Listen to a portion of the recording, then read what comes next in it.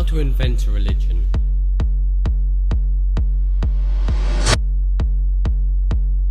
I always knew you had to be willing to die to even do this job. Can't stop what's coming. Executive orders. The creation and the maintenance of a secret government within our government. Is something wrong? What? With anything? I feel like you Stand wanted to rip your face off. There's something wrong with anything. I was so spun. What's the most you ever lost in the coin toss? The law of the jungle, sir. The most you ever lost in the coin toss? You don't know what you're talking about. Good son.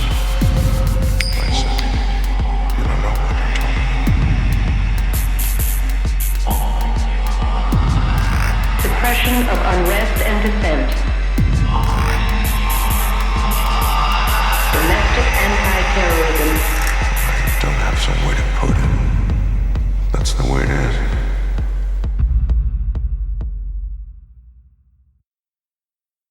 All right, Internet denizens, you know the ritual. Blackballed, roll equate, right here on revisionmedia.org.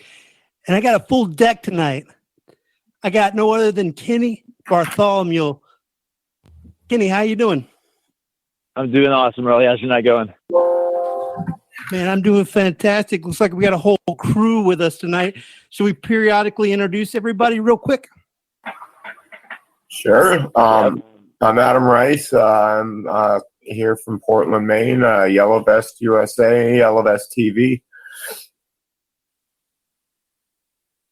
Awesome. Kathleen. Kenny. Oh, go ahead, Kenny. Introduce yourself. Kenny Bertholomey. I'm in Denver, Colorado, with Yellow Vest TV. Looks like we got Shar who just joined the line. Let me turn off mute, and then we'll get, go ahead, Kathleen. All right. I'm Kathleen. I'm with Yellow Vest Denver, Anonymous, and Revolution, Colorado. I'm not going to lie. I called you guys in here tonight because I was thoroughly impressed by Kenny's performance at the My How Comic Books Club. That is a sick, degenerate place that no child should ever go to whatsoever. Yeah. I think if Trump wanted to solve the border crisis, he could show up pepper ghosts of these people and scare the shit out of the Mexicans, and they'll turn back the border. Yeah. So just let's catch everybody up. So Denver, Colorado is hosting the first all-ages drag show in the country. They're encouraging children of all ages to get on a stage and have money thrown at them by the attendees. These are complete strangers. And, the problem in Denver is a lot of people just don't know what's going on. They don't know what's happening in their city. So we're just trying to bring light to it and raise awareness to what's going on to get more people to stand up.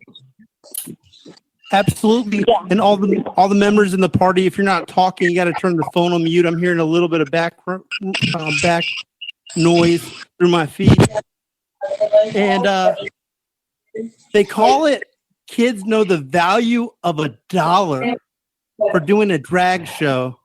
And it's all about education. That's what they say about the lottery. I didn't think that the government, Big Brother, would allow this sort of degenerate behavior whatsoever and use the same talking points of it's just for education. It's just for betterment. Just totally exploiting children. They don't even want to talk because in their mind they're helping their kid and they're educating their kid. Everybody else sees what it truly is child exploitation. No matter what kind of package you want to dress it up in, you're mixing sex and money in with children. Whatever aspect you look at it, it's wrong in so many different ways. But you're seeing this as a movement that's starting to spread across the United States. They're currently looking for new venues in other states to host the event at. I know Canada is actually they've got a show coming up in the next couple months. So you're seeing a big push for it in the United States. They actually used umbrellas, right? And I was wondering why they were using umbrellas, and then it hit me. They're doing it to cover up the kids that are coming in from the cameras that you got. They don't want people to know what's going on at Mile High Club. Yeah, we've been there for 5 months. We've been there for the fifth month. We protested it. So now they've got earmuffs for the children to put on the children so they don't hear us talking to them or the adults as they pass by. That's amazing that they would actually say and use the excuse, "You're abusing our children by cursing at us."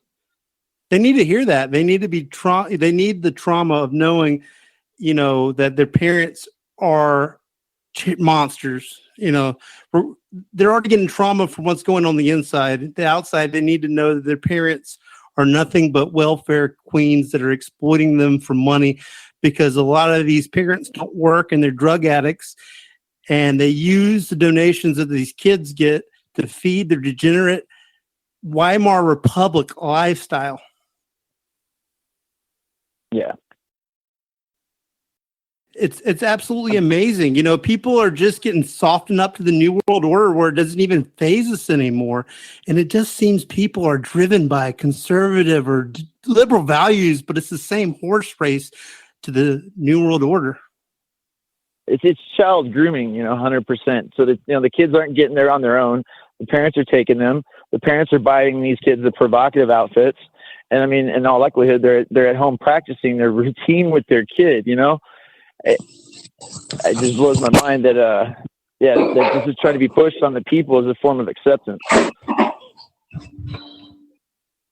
Yeah, we're definitely getting groomed ourselves, psychologically, and kids are getting coached into wanting to have sex or do explicit like sexual behavior with adults, like doing did they go as far as to do lap dances for these people, Kenny? You know what? I think the children are dancing on a stage, and they're getting donations thrown at them, and they're calling it a scholarship program. So it's they're trying to dress it up and put this big bow tie around it, to make the package look all pretty. But what about these cops that were there? These Freemasonic cops. I know that there's a fraternity system with the police itself, but it's absolutely amazing that there's an under the layer fraternity. And it's amazing that the god of Freemasonry is this goat man / woman with boobs and a dick. And I write about it, the transgender, agenda with the Freemasons itself, that these cops that are off duty, so they shouldn't be wearing the fucking uniform, like you say. In your protests, what are they there for? Yeah. It blows my mind that the police department would even rent their cops out. These guys are getting paid by the establishment to basically protect pedophiles.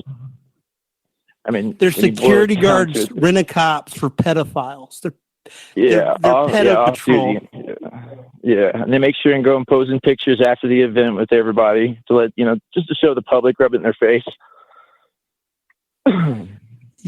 It's amazing that they host this at a comic book store itself where kids go buy comic books, kind of waning away a little bit with popularity comic books. But, Stan Lee, once a week, he would make his writers come bow to him like he's Thanos or something to get a paycheck, and he would stand on a file cabinet.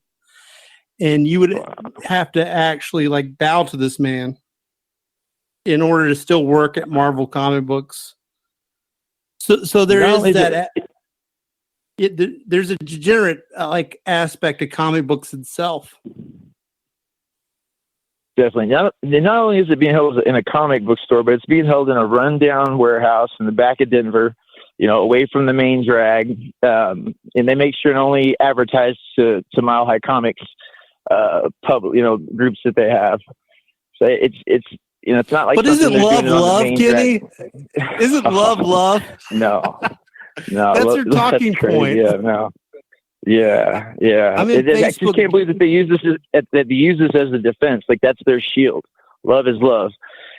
You see in a big push. This is coming from the same people that are funding NAMBLA. Same people that they're funding this place is funding the child's drag show movement. Right, exactly. And have you seen any kids walk in that are still wearing the diapers past 5 years old? That's a telltale sign of neglect and sexual abuse. When I've seen the kids walk in, I've seen them looks like as young as 4 or 5. The parents are dragging them in. Some of the looks on these kids' face, you can tell they don't want to be there. If they do, they're not comfortable with the situation. And it's on fucking Mother's Day. On Mother's Day, yeah. You're bringing your fucking kids here on fucking Mother's Day. That's perfect. Yeah. That's what they need to hear. Yeah, that's the problem. The reason why things like this are going on is because we stayed silent for so long. So just showing people what's going on in their city and trying to encourage more people to actually stand up and speak out. To use their voice. They need it now more than ever. Ketamine's a popular drug among like drag queens and stuff like that.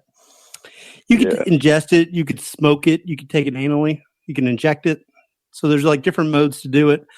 What it originally comes from is scientists developed kind of paralysis for chickens. So like you could take away the chick away from its mother and it wouldn't care. And they're giving it to the kids. You see the amazing Desmond that knows how to snort ketamine, Special K. Yes. It's absolutely appalling, that they use drugs that they give animals and they spread it in this club scene for underage kids. Johnson & Johnson is actually making a formula where you could take it in like a nasal spray. And that's one more reason to boycott Israel. Yeah. Right there. And then you're seeing Zionist news corporations like ABC, have this kid on their show on Good Morning America, prancing around on the stage, they're just pushing the normalization of pedophilia. You're seeing it right now in the public schools in California. There's a women's coalition of parents that have just risen up. Thousands of people just in the last 3 months have joined, and they're all making a stand against the information that the schools are trying to teach their children.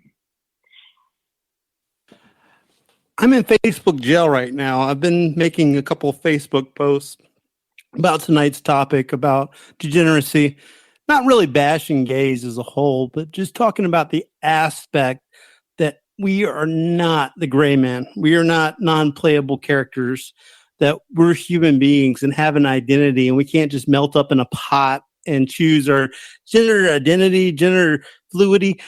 Whatever happened to this liberal class of people that really cared about anti-war, what happens to animals, infrastructure, jobs? No, it's all been relegated to, do you hate fags or not? And there's a very loose term for being anti-gay nowadays. Right. And that's one of the things that we're definitely trying to let people know is that, it's not about being gay. We're not attacking gay people at all. This is definitely about the exploitation of children, and somehow that keeps getting twisted and turned around. Like we're attacking the gay community. It's they're lumping those. They're using the LGBTQ community as a shield, basically a guise to operate under. And if you speak up against it or say anything about it, then you're considered anti-gay.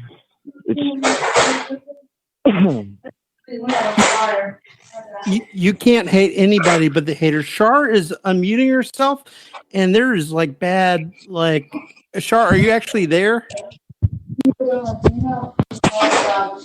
I can't make out what she's saying, and I can just hear the background. I'm sorry, Shar, I got to mute you. Let's open up the callers to Adam and Kathleen real quick. Oh, I accidentally muted him. Hey, Adam, how you doing? I'm good. How are you tonight? Pretty good. And you're on mute too, Kathleen. Well, Adam, what do you think about what we've been talking about tonight? I know there's been a lot of stewing in your mind, thinking about what exactly is going on with our kids and the lack of activism for this. Oh, it's a lot, not even just with the aspect of the drag shows that Kenny's talking about. I'm seeing more of it all over the place, with the CPS, like child adoption, child trafficking. It seems how Kenny was saying, the longer you don't speak up about things, they get worse. And now finally people are kind of speaking up in a lot of regards. And I think everything really comes down to the kids. Like, we're stopping all these problems so they can finally have a world without, a lot of the crap that we all went through. I totally agree, Adam. Like, it's a bigger picture. Kathleen and Adam, let me tell you something about what's going to go on in 2020. Do you know Democrats and Republicans always make nonsensical issues to avoid actually talking about real policy, like perpetual war? That they're going to throw out trans athlete kids, that's the big problem, the big discussion. We've had PP time and where people go to the bathroom before, just nonsensical bullshit. I mean, anytime they report anything in the news, it's like some goofy a celebrity is doing or some bill that's going to pass that we really don't have any much power over. But they're going to do the trans kid thing. And at the base level, this really affects me because I got little girls. I don't have boys whatsoever. We're an athletic family.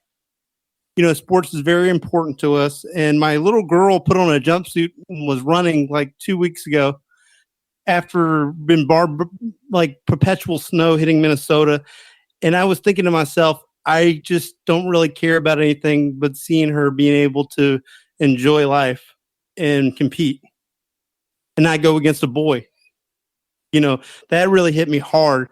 And maybe that's like my tribal calling as a family man. I don't really consider that a tribe, but like that's the response that I'm getting. Like that's what I really care about.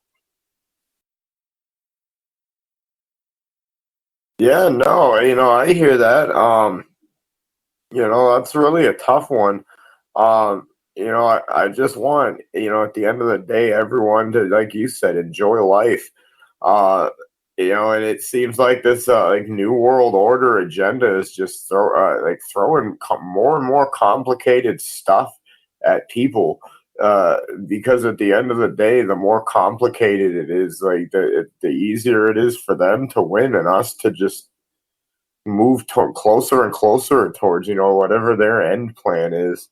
The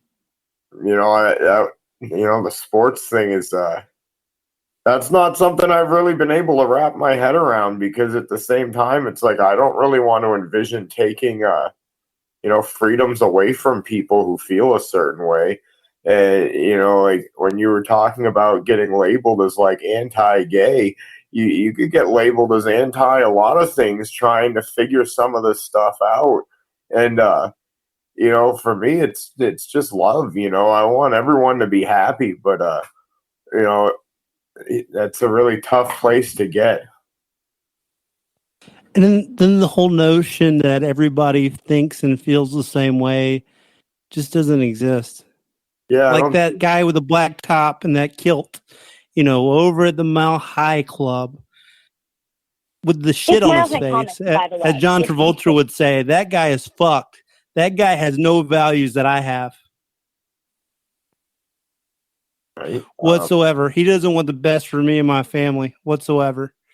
He thinks that what he's doing, being a bodyguard for pedophilia and no telling what he does when he's actually there inside. Yeah, see that I just don't get that.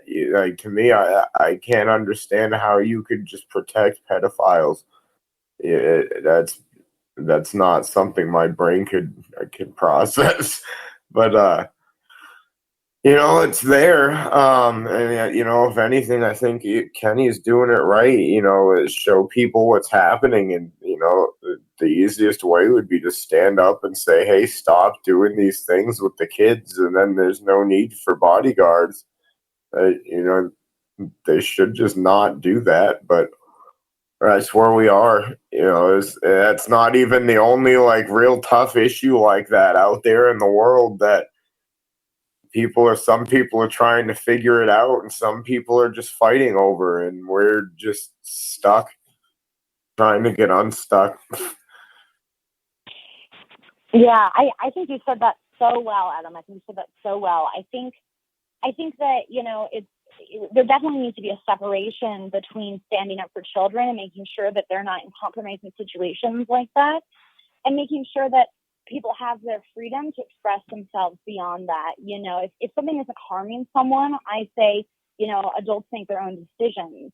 When it comes to the sports thing, that can cause harm to people. So there is an element there where there does need to be some kind of precaution. But I do think when it comes to children, this is a completely different case.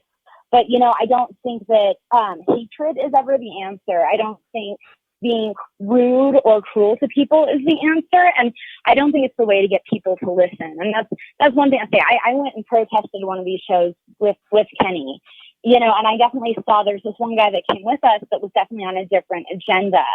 And who is very much hateful towards these people. And I don't think that that's the route, but you can still be firm and say, hey, this isn't okay. You need to stop it, and show them and call them out on the pedophilia without being rude. You know what I mean? I really do believe that is possible. And I think that when we feed into that, it creates more and more division between us when we need to be uniting against the corrupt powers that be. Kathleen, did you know that the person that actually broke the story, got the under footage of the Amazing Desmond, was actually some patriarch of the actual club itself? So you're right. It would be idiotic to start a full-scale war with homosexuals, especially since there's a disparity between people that are gay on 4chan than in real life too. There's a lot of anons that are homosexuals. I'd be a fucking idiot if I try to start a war, with these guys. And I don't want an overall war with homosexuals as a whole. But I think that there's a lot of gays and LGBT people that might even hate the term, LBGT. They just feel themselves as being gay. You know what I mean? And there's an agenda wrapped up with that that's different, than someone's own orientation. Correct. And they're even embedding themselves as being gay, because there's difference between being a gay person with a boyfriend. For example, was Glenn Greenwald with his homosexual lover in Brazil, and somebody touches children. That's a totally different ballgame. Totally different. Once you get into the point of touching children, promoting that, it should be a felony by itself. Absolutely. Totally different, unacceptable. And the fact that they can wrap it up in that and make it seem like it's a part of that, then people have to accept it. And there's this forced acceptance thing going on. That's what I find super concerning and problematic. Absolutely. Kenny, what do you think about all this, sir? Oh, go ahead, Adam. Yep. Go ahead. But I wasn't going to say anything. I just was muting myself because I didn't know if I was making any background noise. I think that was all spot on, though. Really, really well put. I don't know what you were going to say, Kenny. No, I was just going to say, if you think about it the other way, you don't take children into a strip club, So why is it okay in this light? It just doesn't make sense on any kind of level, and however you would try to justify it. The kid can't vote, the kid can't buy cigarettes, but then you're going to put them on a stage in a provocative outfit in front of strangers and let them dance and get money thrown at them.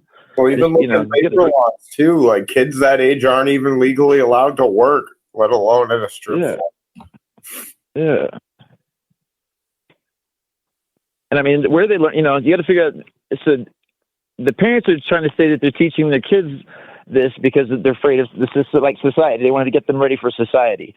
But in reality, this is just the parent grooming the child, whether it's from things they didn't get to go through in their own life or other form of expression they get to live vicariously through their child. But any which way you look at it, the psychological abuse really that you're forcing on your kid to even start to question things like sex and different kinds of sexuality. I mean, look at the different genders that they're introducing kids with. You're going to give a kid the choice between 47 genders and ask him to pick which one he identifies with. I think about the confusion that does to the brain for the child. I remember the first time I saw Mr. Zucchi Mooch, this little horn god, reading books to children. And I was working for a blog site, Renegade Tribune. And I thought like my editor like Photoshop that shit. I had no idea that actually existed at the Michelle Obama library, that they were getting drag queens reading to children back in 2017. Like my brain could not like crunch that in, like digest it. It was just too much of a hard pill to swallow that they would allow people. I know like when I was a kid, they would get people to read to us, and I know that they just got busted for DWI or like some drug thing. And that's the only way they could get people to read for us when I was in school back in the 90s. But I never thought they would get like drag queens come, read at schools. And I'd hate to see them actually go to where I went to school back in the 90s because, being a homosexual thing in the inner cities is a bad thing. And it's kind of strange, that we've moved on to the point of allowing drag queens going into our school, and there's no real pushback. There's just Ben Shapiro bitching about grievance culture. What's that going to do? Kenny's approach definitely works, in my opinion. Yeah, I think especially with any kind of situation that involves your children, you're going to have to draw a hard line. This isn't going to be something you sit on the fence with. You don't have to pick a side. This is the future of our people that we're talking about. There's an all-out war against the mind, body, and spirit of children right now. Right. Yeah. Absolutely. It's a war with our people. We need functional people in society that are productive. We don't need strippers. We don't need boy strippers and little girl strippers.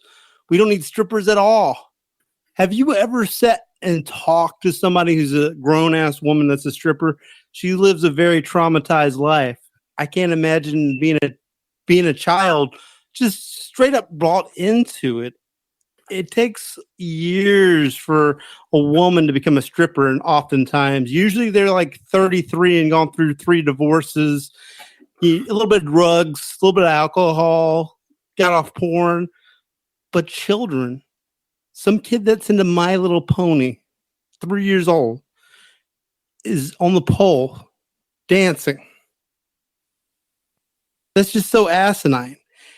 And if you've been around children before, and I got 5 children under 5, they ask me questions like, Daddy, can we go outside and collect butterflies? They say, can we play hide under the sink? Because they don't know how to say hide and go seek. They don't know nothing about this shit. They're innocent. Well, they don't know anything about sex. It's like normal kid stuff. Yeah, they just want to go outside and play and read them stories and watch them draw and chase them, kick the soccer ball around. Why can't you do that stuff with your children? But I guess I'm asking somebody that is beyond help those questions in a rhetorical way. Because if you get to the point where you're pimping out your children, you don't need to be in the society, in my opinion. Right? Yeah, no, I can't even believe that we're at a point where this even needs to be talked about. Like, and it's another argument that I've heard is like, oh, well, they're just playing dress up, and it's it's like I did that as a kid too. It was like funny and at home, and like it was silly. Like when you move the dress up to a strip club and throw money at kids, it's like you've got to be kidding yourself if you're not like looking at that how it is. Like that's different. At the end of the day, then it's wrong. Like Adam, you're right. They do like cosplay. They like to play like little characters that they've seen in Disney films. Right now, Frozen is really popular. My father bought my daughters like a bunch of dresses, like 5 in total. And I had a problem with it at the time, to be honest with you. Because if you look at Aladdin, the character of Jasmine, right, she used sex to pull a fast one on Jafar. Like, Jafar, oh, you're so handsome, while somebody's in the background trying to grab the lamp. Right. You know what I mean? Oh, yeah, no, I mean, like, it's like a and also like Beauty and the Beast with Belle. Right. That kind of teaches kids, and correct me if I'm wrong if I'm overanalyzing this, but it teaches kids, like with Beauty and the Beast, that my man's a monster. He's terrible. He's abusive. He's psychologically traumatizing me, but he'll get better one day. Oh yeah, it's all an agenda. You know, you could look at those Disney movies, like between the way they're drawn and the storyline. You know, you hit on it. Like the guy is either always a monster or always Prince Charming, and all the women are dressed in next to nothing half the time. They always have the same body shape. You know, only now do you really see like a push to like have people looking like normal and wear like normal clothes, and but then there's this like contrast, the stuff with the strip clubs. But I always kind of noticed that the way they draw the cartoons for kids for a long time, it was like the same thing. It was really subliminal. It's like it wasn't out in the open. Then you had like that whole like Britney Spears phase and all like the boy bands. And it's like they've been slipping a lot of things in over time for a while now. Seems like.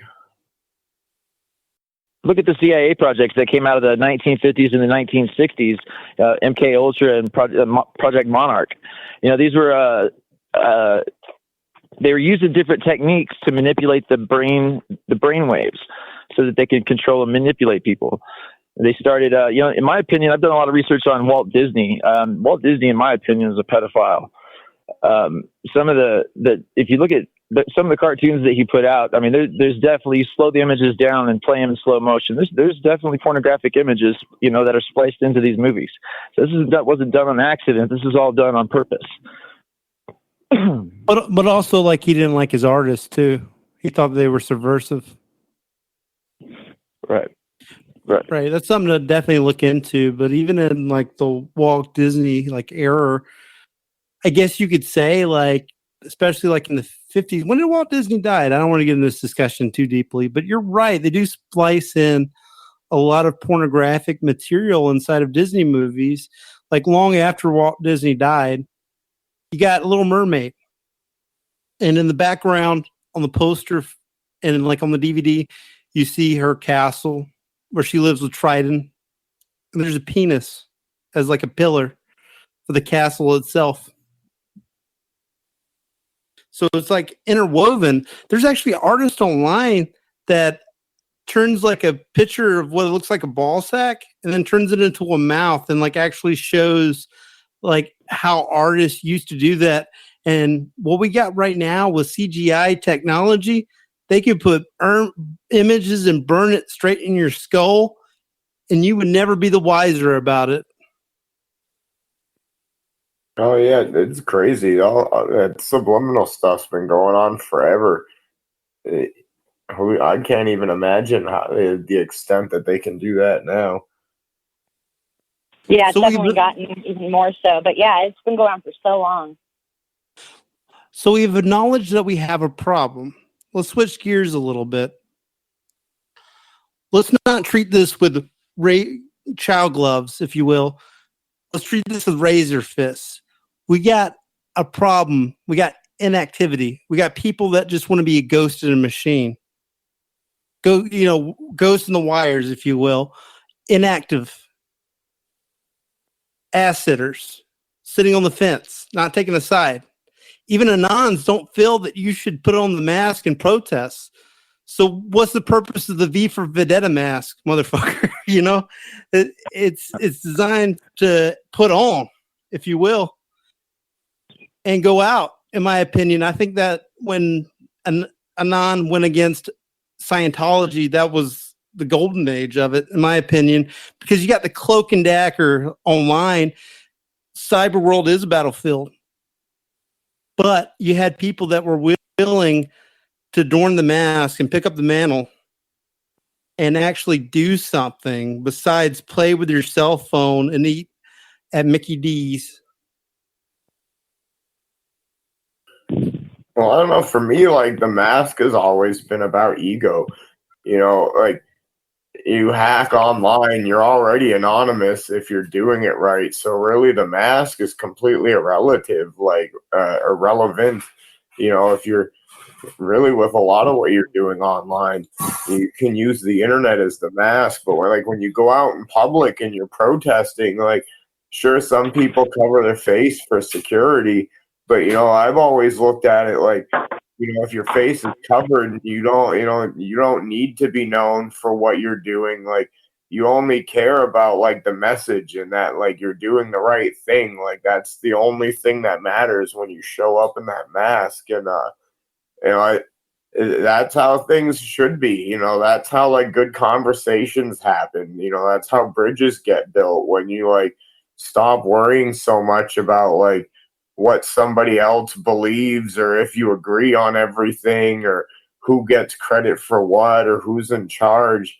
It's like a tool more than anything else. That mask can actually do things for people if they know how to use it. Totally. And also for me, the mask also is symbolic of the idea. It isn't really the mask, but it's important. The Guy Fawkes mask, is symbolic of the idea that we're standing for, of, against tyranny, against oppression, standing for what's right. And, if you have that, you're carrying that mantle with you. So unfortunately, I do think it's been tainted in a lot of ways. A lot of the noms have moved on to other movements and other expressions of it, but we still hold that same idea at our core because we can't kill that idea. Exactly. Kenny, you want to interject anything, buddy? Yeah, I just like the fact that, when you do wear the mask, it takes away the whole persona of white, black, class, any of those perceived perceptions that we like to have about people. And it does show unity of as far as, we can all get together, not something that's left or not something that's right, that we can get behind a single idea, that we can make a difference, in our everyday life. It's not just during protests. This is the one issue where I don't even care where your background is. If you raise the mantle and you stand with me and protest against what's going on to our children, I will accept you as a brother. That's the one issue as a uniter, in my opinion. I mean, it really, really resonates with me that deeply that I don't care if you're rich, poor. I don't really care about that anyways. But, Muslim, Jewish, Christian, Hindu, none of that matters. It's if you're willing to make a stand, if you got the cojones, if you got the balls to actually do something, you get props from me. Yeah, I hear that. Yeah, I mean, for me, it's definitely, I see a lot of issues that people can unite against. I mean, the corruption of the government is huge. This all comes from that corruption of what's going on to us, how we're enslaved here, and how we're being brainwashed and manipulated, and this is a really touchy one for us parents. But, there really is so much going on with this. And we just got to realize that, no matter what differences we have, the children are the future, and we need to make sure that we're putting them first and protecting them. Yeah, absolutely. There are so many uniting issues that could, as a nation, we could unite about failing infrastructure, failing education, endless war, like I've mentioned the third time. I'm sick of our soldiers, our boys, being IED fodder in Afghanistan and Iraq. We just got after Memorial Day, and I mentioned on my show, for some days, it's 3 days with barbecue with Dad. He's firing up that grill. For other families, 3 days of mourning that their dad died in Iraq or Afghanistan or some other country. Yeah, another thing too is not even necessarily just a unifying issue, but you can I feel like most things can be made into that. I've noticed a lot of times you could see people who have different opinions on something getting into it because this is the right way or this is the right way. But at the end of the day, you could use war as a hypothetical example. Two people might want to end the war for different reasons, And instead of just agreeing to work on ending war, they're arguing over, well, why are we ending it and what do we do next? And I think with all the brainwashing, like the people who get it, like when we put a little more effort into like how are we engaging in discussions, I see more unity that way. But I have to be like mindful of like approaching those tough topics, or it's very easy, like where everything has a label and an agenda attached to it now.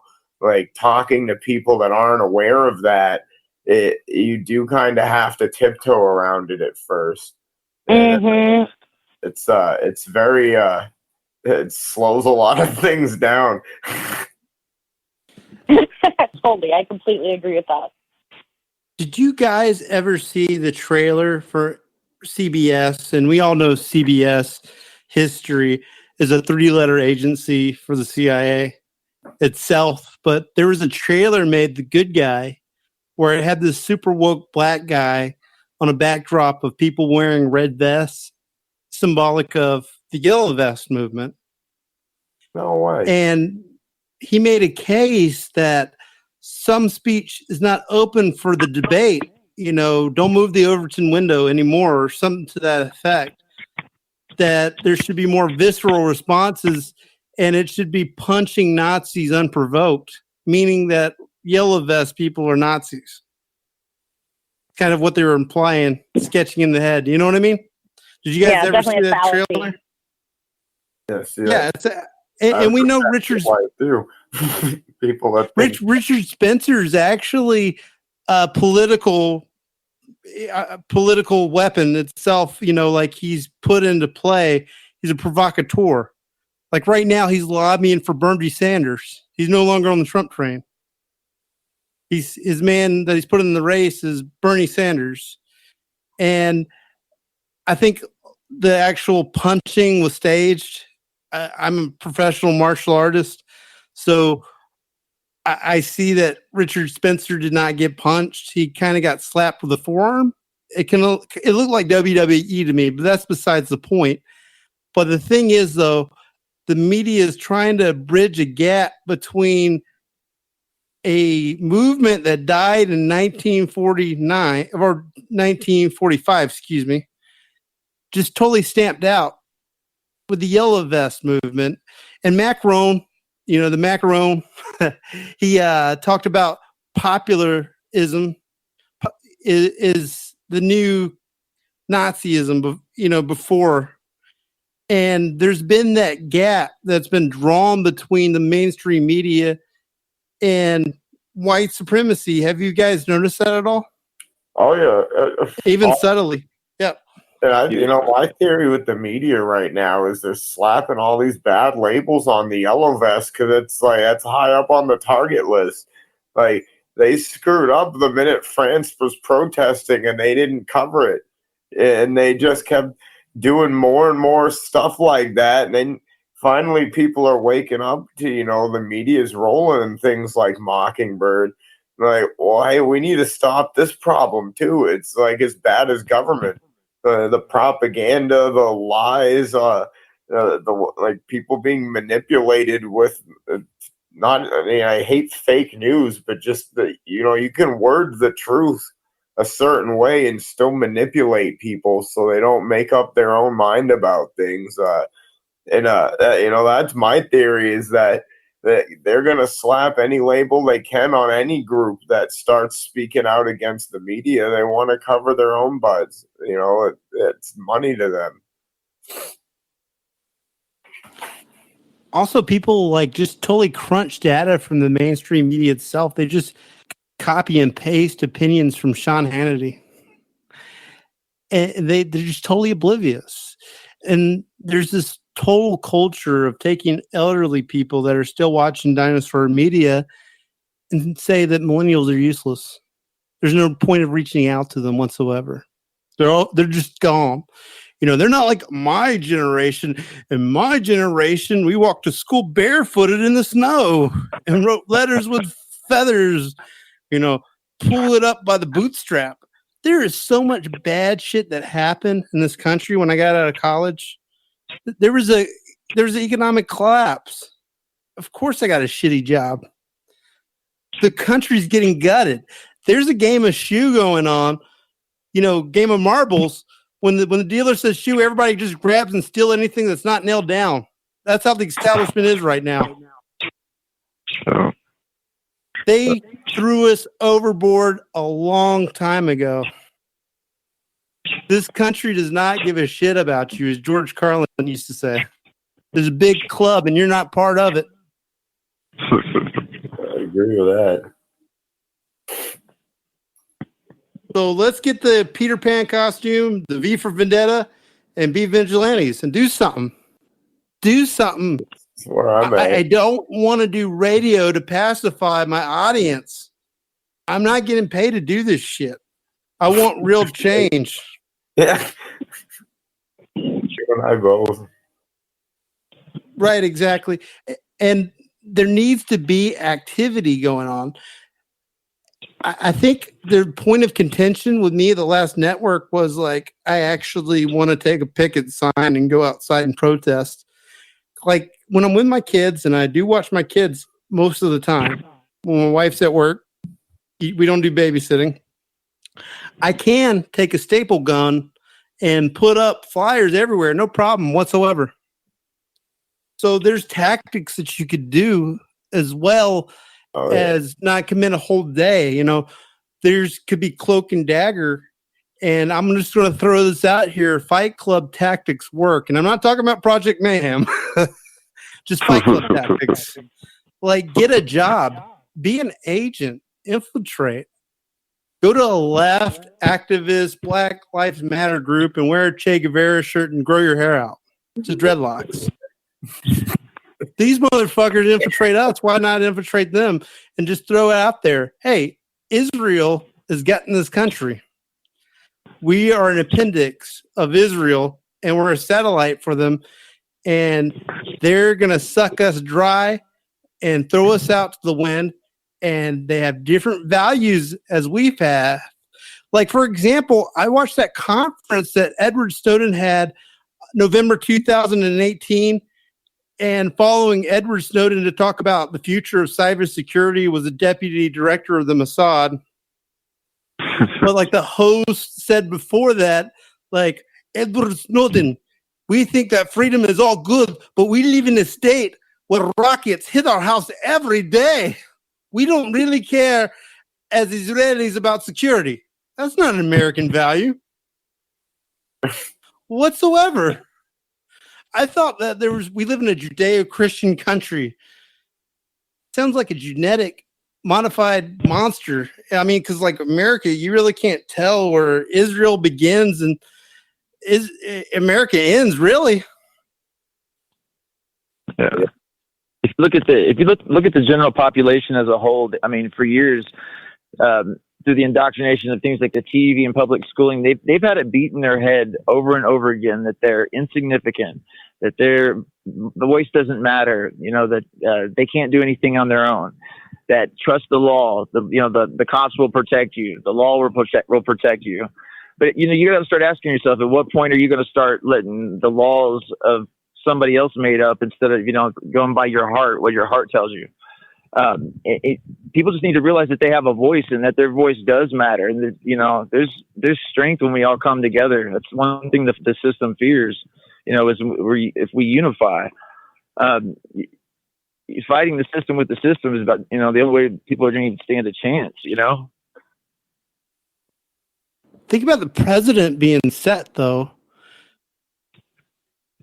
There's people out there that say like cops as a whole are just complete shitbags, and they are in some departments. There's massive corruption in this pay-for-play system. I got you. But if you put up a flyer they don't like, they still want to call the law on you itself. That, like you just said, Kenny, that people don't feel like they're certified to do certain things that they can learn on their own. And still they feel, I mean, granted, if I see a flyer for Ben Shapiro or Milo, I'm ripping that shit down, balling up in the trash. I'm wiping my ass with it, But I have the right to do that, and they have the right to put up their shitty flyers as well. You know, I'm not going to, I don't want a platform for a guy that says, you know, settlements rock. You know what? Actually, now that I've put that thought up there before, if maybe if Ben and Milo do come to my neck of the woods, maybe I want to shut that shit down too. But I mean, like, I would still allow them to talk, at least on social media, just so I could see that their ideas are junk. And they kind of get the outsider like edge when you ban somebody like Alex Jones. Alex Jones was completely irrelevant in 2017. I think he was very relevant in 2016 when he was helping Trump get to power. But since you deplatform Controlled Demolition, his whole network on YouTube, now he's a powerhouse again. And that was his saving grace, his Hail Mary. You know why? Because on YouTube, people writing, you're a Zionist agent, you're a shill, you're working for the government, you're working for the feds, you're working for the CIA. That's exactly what people are writing on YouTube about Alex Jones. And Adam, I got this feeling that you're itching to say something. Do you want to say something, Adam? No, I was just kind of chuckling because, you know, I agree completely. You know, like, a lot of the times, like, the jokers out there, they'll prove themselves to be what they are. Like, people will call them on it, you know, and then it all kind of works itself out. You know, there's so many people now, you know, with podcasts and lives and radio shows, and you can tell pretty quickly who's, like, pretty legit trying to be transparent and who's, like, it seems like they might be either paid or filling someone else's agenda. And, you know, it's nice to see like good people, you know, trying to actually, like, tell the truth and wake people up, you know, like, not just, like, focusing on the people like Alex Jones that, like, you know, maybe once in a while he might get something right. But, you know, I just never cared for him. It just, I don't know. I felt like I didn't learn anything on his shows. I think like he was off the Richter scale entertaining though. Like he's a master performance artist. But he would go on a whirlwind of ideas. And I remember back in the days where he would talk about impending doom, like in this country.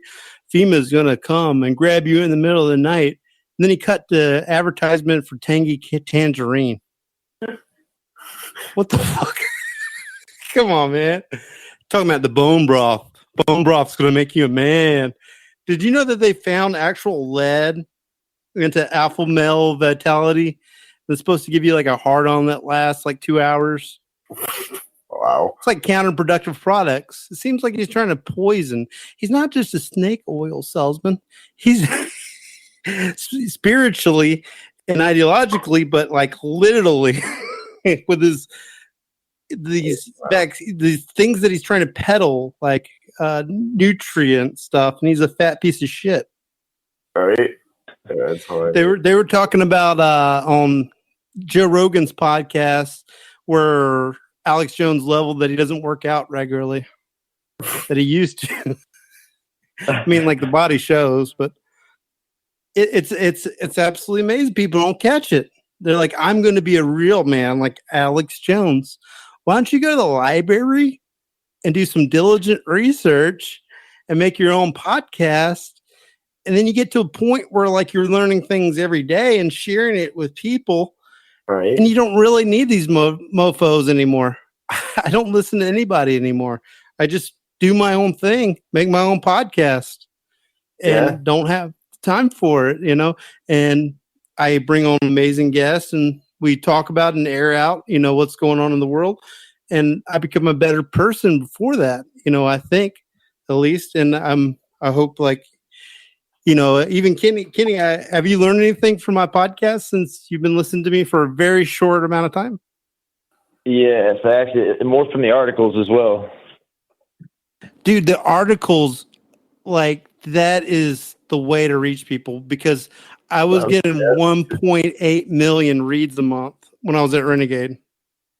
Oh, wow. So, like, I will never get numbers like that again, you know? Unless so, Yeah. Alex Jones, not Alex Jones, but David Icke actually republished a couple of my articles. Oh wow! And ironically, in 2018, between like January, February, and March, I had more readers than the David Icke site and Rush Limbaugh and Alex Jones. And nobody knows who I am. Wow, that's impressive. That's crazy. Nice. Yeah. That's crazy. No, and maybe it's because I'm not backed up by the mainstream media. I think people like read an article and they're like, "Oh, this is a really great author," but I don't know who he is, or memorize the name. You know what I mean? They just go about their day. You know what I mean? Yeah. Yeah. So yeah, that's the dilemma I have. They don't take time with the podcast as much, like as far as like the Alexa score to tell like online traffic. It's articles, and I think like what I'm going to do is like I'm going to write an article, and it's going to be like Daily Mail, where you know the contents of the article just by the title, and it's going to be like scroll down once, scroll down twice, and you've read the whole article. And it's going to be like easy to consume. I'll start writing articles that people could digest in 1 minute. Wow, bad idea. Yeah, it is. Because I slaved away writing articles. Because like I was writing every day. Like every day I was writing. That's what I do. If I had a hiatus, that's because I was mad at my editor. We were fighting. So like I published like an article. Well, the blog site I work for published my article, almost every day. I would get mad because he would get on the radio show and say, "I got nobody to write for me. I wish I had some more help." And I would want to call in and say, "I wrote 8 articles for you this week, motherfucker." I'm the one boastering, and like before I left, he said, your articles don't generate shit for me.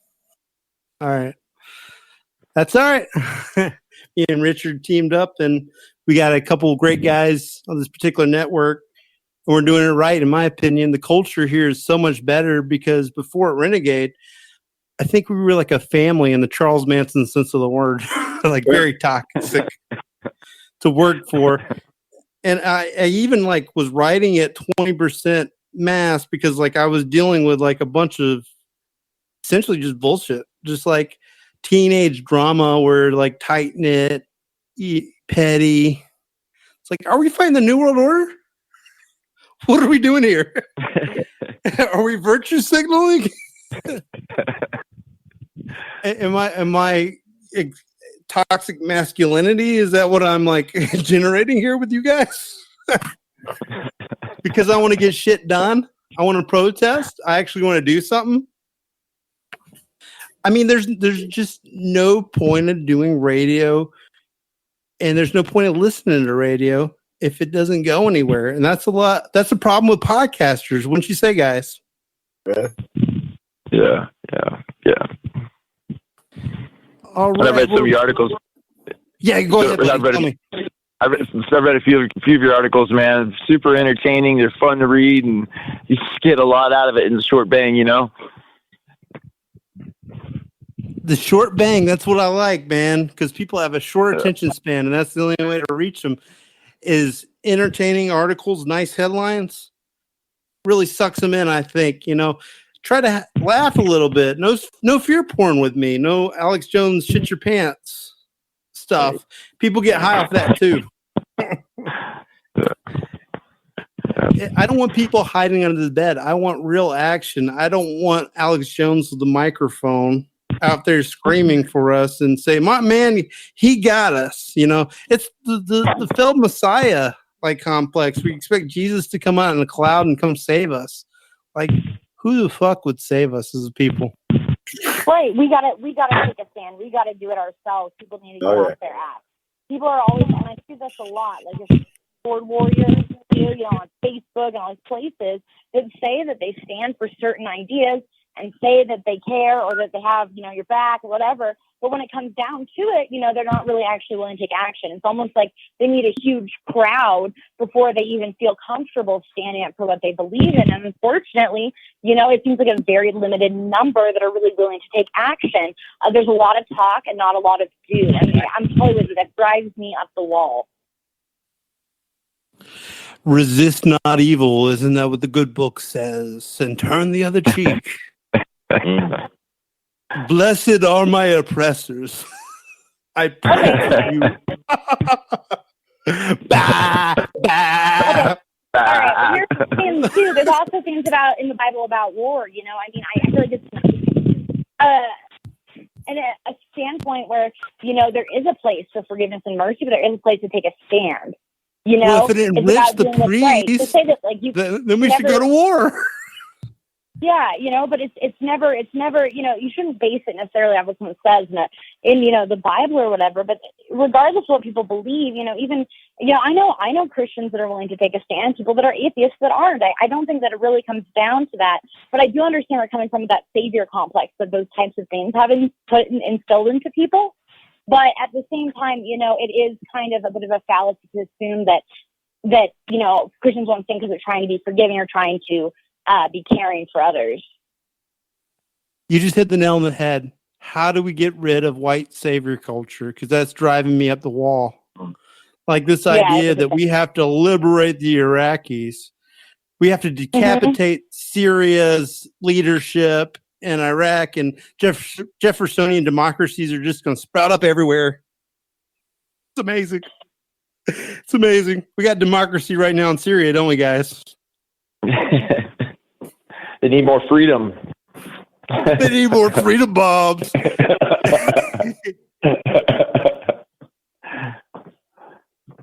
Oh my goodness. Yeah. Speaking about getting involved, go ahead. No, go ahead, buddy. I talk way too much. Kind of goes in with the job territory.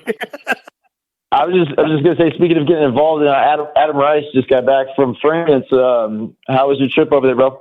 That was great, man. I saw a ton of crazy stuff. It's real over there, man. Like every Saturday they go out, they stand together, and I don't see any signs of anyone quitting over there. I'm looking forward now to trying and actually do something here. Trying to process. I took notes the whole time over there. I'm trying to process through it and get together all the things I learned, so everyone here can try and make use of that experience. Adam, can you say where you just came back from again and use a little bit more brevity and really explain what's going on? Yeah, so I went to Paris, France. I spent a couple weeks in southern France. I was over there about a month with the French Yellow Vest movement, going to their marches and learning how they operate, sitting in on their meetings, and really just kind of observing all the angles of that, the way they're doing it over there, in the hopes of coming back here for our Yellow Vests and being able to mimic that a bit better. Absolutely, and I've been wearing the Yellow Vest every day. Yeah, everywhere I go. Nice. Yeah, buddy. I definitely. Adam, what are some of the? Oh, sorry. Adam, what are some of the tactics and things that you learned that we could use and implement over here? Yeah, so one idea is they do these general assemblies every week. They have real world meetings. It seems like they're doing a lot off of Facebook in the real world. So that was one thing that I was thinking, now that it's warm out, maybe because they do a lot of picnics and stuff, it seems too, little picnics every week or every other week, where people can just come together, share ideas, talk, socialize. There's ideas too, if we have these huge marches, if there's a huge police presence like Paris, how do you deal with that? how do the medics operate? And in that regard, they stay neutral, they wear white, and they're allowed to kind of go around, treat people if they get hurt. And I think for organizing, though, like the biggest thing I noticed was that they're doing so much just like with regular phone calls, and that they have like a group in every city that meets regularly. And to me, that's like the missing ingredient, doing this for 6 months. Like, I think Colorado's been really effective going out and doing all the marches. But like, for me in my city, like, there's nobody, and that's because I haven't put out flyers. We haven't tried to like get a meeting room somewhere and like put real people in it. And I think would be a huge difference than just like making a Facebook group and just being like, come here this day. Like, I think the real life aspect is going to be what's making it more real and engaging for people. Yeah, it's absolutely amazing that Facebook is just the bathroom wall of ideas. That's all it is. It's an intellectual wasteland right now. I haven't found anybody worth the cent except for Kenny and Brandon Green. That's the only people that I've found on Facebook. That's it. Nobody else is worth their salt, in my opinion. They just want to shitpost, Right now, I'm in Facebook jail, and I got people commenting on my wall that I do not know and I'm not friends with. And they're talking about how the education system fails me because of my ideas, and I'm a faggot Republican. But they don't actually mention things like your radio show sucks. It's like they don't know that aspect of my life, It's amazing that they actually had a coordinated troll campaign against me while I can't fight back because they reported everything that I posted as offensive. They deemed it offensive. I was just posting articles for a lot of them. I posted a lot of anti-Trump articles. I was posting like the blimp of Trump that's put in the White House. Have you guys seen that? No, I saw the one in London, though. That was him as a baby, right? Yeah, like a little toddler. That's what exactly he is. He's a futile, minded toddler. Toddler Trump. Yeah, it's amazing that they just want to like brand you with something and call you Nazi or Trump supporter. And if you're not either one of those, it's just Godwin's law, in my opinion. They'd like to sling that word anti-Semitism too. That's one of their, you speak out against Israel, you all of a sudden you're an anti-Semite. That's crazy. They actually want to illegalize being an anti-Semite, and they're very loose with that term, anti-Semite, like you just said. Senate Bill 1. It's amazing that Nancy and Pelosi are fighting a war with Trump, but Trump was given by Nancy and Chucky, baby, more power to surveil people, and they were jack shit like happy about bombing Syria. And they're siding with Trump about the Israeli issue, too. They want to make BDS illegal. That's what Senate Bill 1 is about. They want to make it so that you can no longer boycott Israel in a peaceful way. They want to make all criticism of Israel illegal. And people have called it the no-hide laws. The 7 of them. I don't know. Maybe that has to do with part of the idea of Jewish supremacy itself, where the Goyim, us, cannot criticize the chosen ones from Yahweh. That's crazy. It's not one thing, it's another, right? Absolutely. And it goes along with the 5G networks too, as well, like the Internet of Things. and Qualcomm, which is an Israeli company that's pumping out this 5G. It's going to irradiate and fry us. We're going to be bombarded with this 24/7. And Israel, they don't even have 4G. They're still lagging behind. The jumpstart nation, they have 3G. Do you think maybe that's because they're worried about what this is going to do to their chosen genetics, part of the lucky semen club? Oh God, yeah, probably. I don't want it. There's not going to be a hot zone for you, buddy, because they want driverless cars and they want drones flying over your head. Did you realize, Adam and Kenny and Kathleen, we're running out of rare earth minerals to make cell phones and heart monitors and GPSs? I didn't know that. Yeah, but we're still going to have 5G. Yeah, buddy. They were telling us to get the new iPhone 7X plug. You can plug it in your anus and charge, get the new one and throw caution to the wind. But you'll get to download a movie faster. But you get to download the movie faster. Oh, I have to have it. There was actually a church, and they had the secretary or treasury, like the secretary treasurer of the church.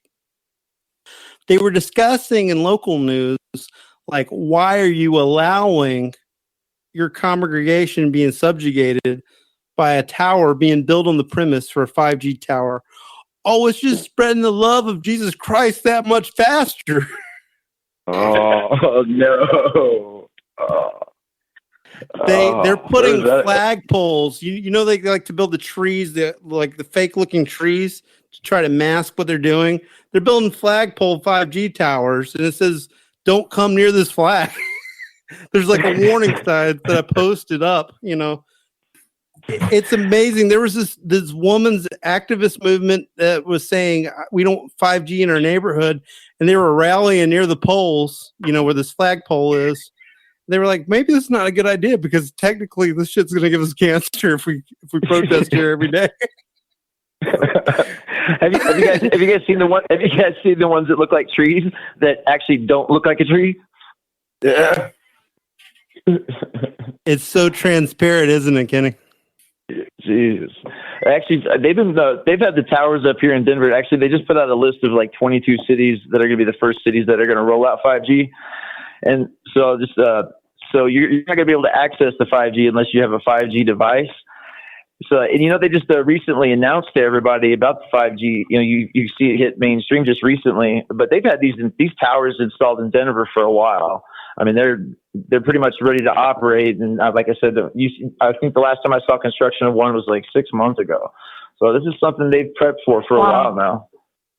Yeah. I mean, I'm all for honestly trying to take these things down, as well as, in Florida, Steve Grant and some of them actually did get them to suspend and to wait on the 5G until it was more thoroughly researched, so if we can try to get something passed and also try to take these down, I think that it's totally valid to take action.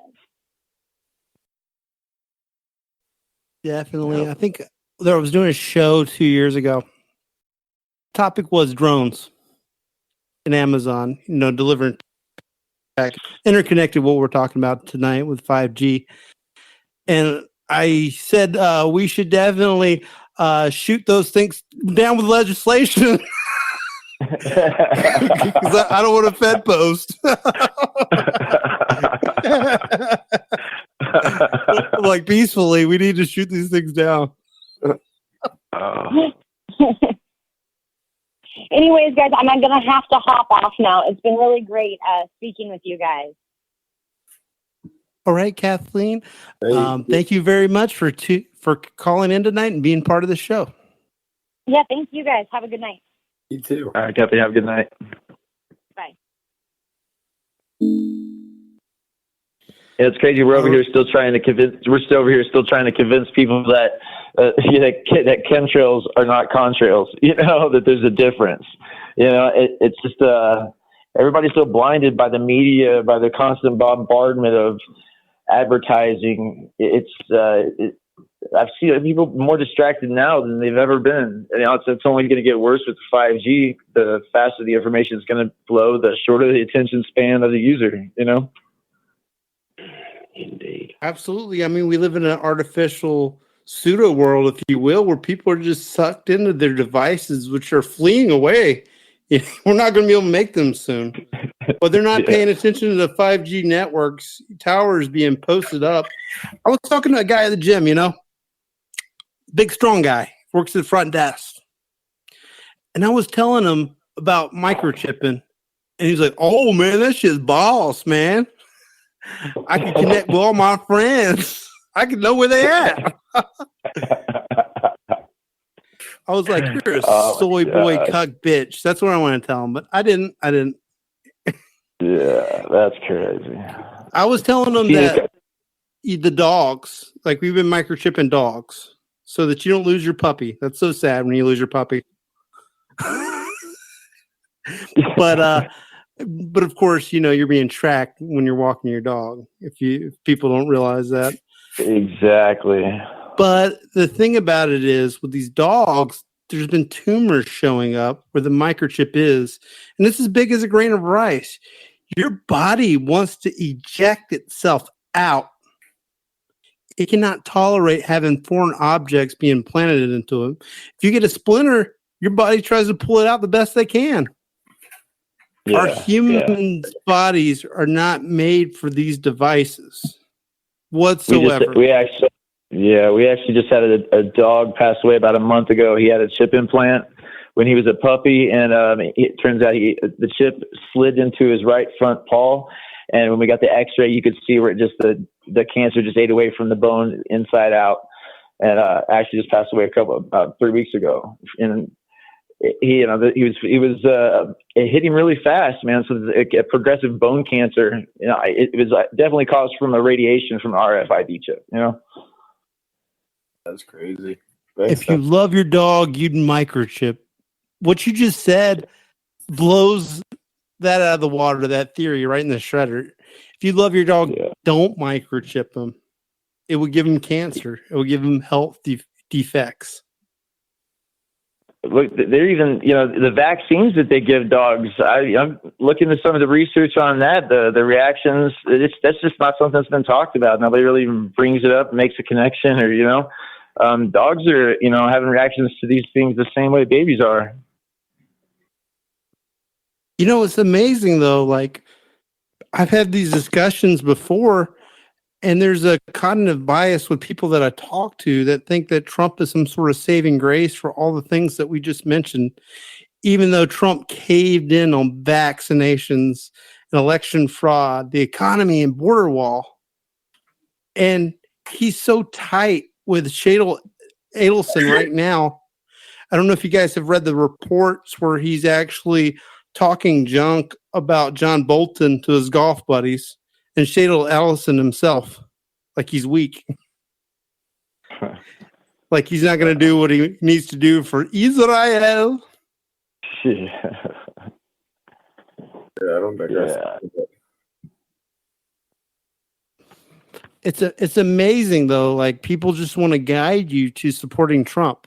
Like they've been programmed. It's a knee-jerk reaction. Yeah. Like whatever's wrong, Uncle Donnie loves you. Yeah. They play off the population's need and want for a savior. Everybody wants to be saved. Everybody's waiting on a savior.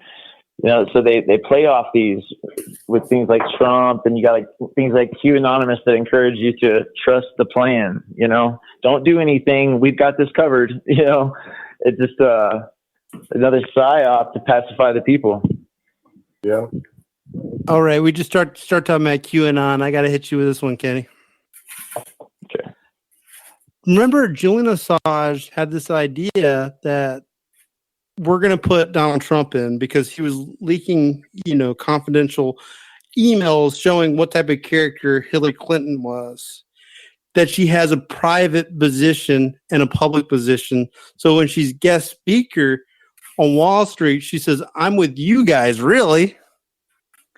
So I give props for Julian Assange for that, but the whole strategy of putting somebody who's a monster, an orange monster, that could be the worst candidate ever, the weakest leader I've ever seen in America my whole life, hands down on that one, that he would just destroy the system within and make way for liberal democracy. Like, poof, that's not even QAnon stuff. That was officially what WikiLeaks had in mind with like the Pied Piper plan too. Yeah.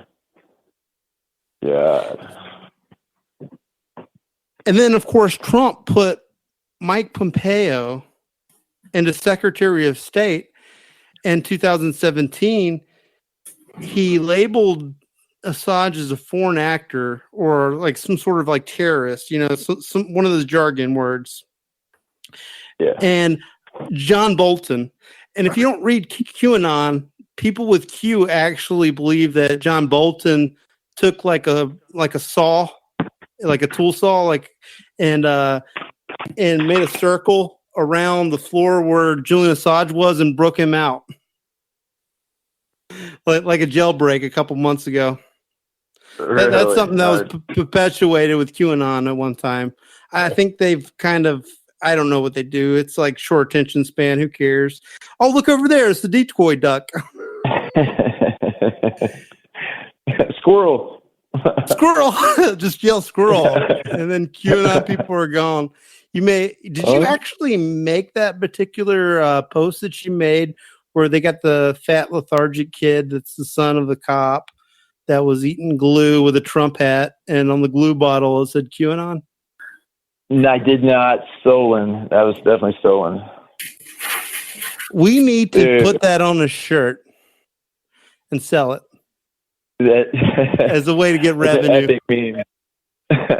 The only problem, though, is we can't use the exact kid because, that's intellectual property of Time Warner Cable or whatever. The same reason we can't put like the V from Vendetta mask on a shirt because it's owned by Time Warner Cable. Right, actually, probably Simpsons is owned by Fox. I don't really know. But it's like one of these like 6 companies that controls everything, so it really doesn't matter. It's all part of the same Hydra. It's amazing though how people fall for this shit. I don't get it. I don't know how to reach them. I don't know what I could say. Yeah. When they dismiss you as a lunatic, they don't listen to you anymore. They call you a conspiracy theorist. Now they call you a racist. They call you a Nazi. That's the buzzword. That's the Mortal Kombat victory. Just brand the other person as a Nazi. That's flawless victory right there. You got your fatality. Just simply the word. You have been forever branded. Don't use the hashtag because it's a racist symbol. They actually see that that came out. Yeah, I actually posted that. They had Adolf Hitler with like making a selfie, and he has a hashtag. What are they going to do when their own symbol has been hijacked? It's great for the optics. They just keep throwing the shit up against the wall and see what sticks. See what people are grabbing onto. Can you imagine like a board meeting like at Twitter where they actually have to discuss this shit? And there's probably like an ashtray being thrown around. It's like a huge waste of corporate time. These corporations, these social media platforms, they're quangos. They're semi-governmental institutions. They get funds from the government. They get funds from us. So technically they're not free. Your taxpayer goes to these giants, these tech giants. They need to uphold the Constitution. And if they don't, they need to get their funds cut. Yeah. It makes me sick to my stomach. Like liberal platforms, like, for example, the Young Turks will say, well, they're a private institution. And when you're a private institution, you could do what you want. It's just like your house. You could do what you want to privately when you're in your home. It doesn't really concern me. That's the only time you make that point.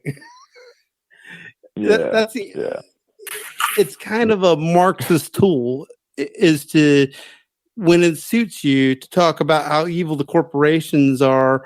But when, for example, Anna Kasparzian is on the Forbes top 30 under 30, it suited her well.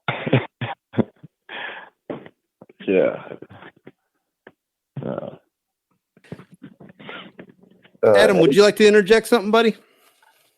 No, I was actually just about to say I might have to sign off here in a second too. It's getting kind of late for me. I don't know if there's any last topics that you guys wanted to go over with me before that or not. I'll tell you what, Adam. Can you give us a final thought before you get off, and you could take as long as you like? Yeah, it was really nice to come on here, and all the topics were really cool. I guess final thought, keep moving forward. All things aside, like, I am seeing people come together. I'm seeing successes pretty regularly, organizing, and just keep it up. I don't think that if it's, if now's the time to stand, then it definitely shouldn't be the time to quit anything or give up. I'm kind of taking, since I've been back, I've been more focusing on, spending less time just like constantly on Facebook and like doing news or organizing events. And I think that's, I feel a lot better doing that, like trying to take steps so things actually happen. So that's, like, I guess my thought is do that if you want, or not. We're all free. Well, Adam, you got a writer over here, Mr. Willie Quaid. I got dyslexia. I can't even read half the shit I write. Sometimes I actually have to use a speak and spell, like text to chat kind of thing. But I could pump out articles for you guys, real activist materials. Nice. Regardless. I'd love that. So I got ideas. I don't want to divulge them right now because people would steal them from us. But I don't want to know my fate. You know what I mean? I just want to. Yeah, exactly. So with something we could discuss definitely in private. Whenever you're free. To get the word out. I think we need face-to-face interaction. That's what our society as a whole is lacking. We need to actually get into people's face, not hostile, but actually say, this is what I believe and this is what you should believe. And do it in a way that makes people feel, I guess you could say, makes them maybe the first time they're uncomfortable, but lead them to know that you have their best interest in mind, and kind of be their friend is what I'm trying to say. You're there for them, and that's, people are broken. I mean, the people that I interact with Facebook desperately need psychiatry, but who could afford that shit? So they go to the internet and they troll me.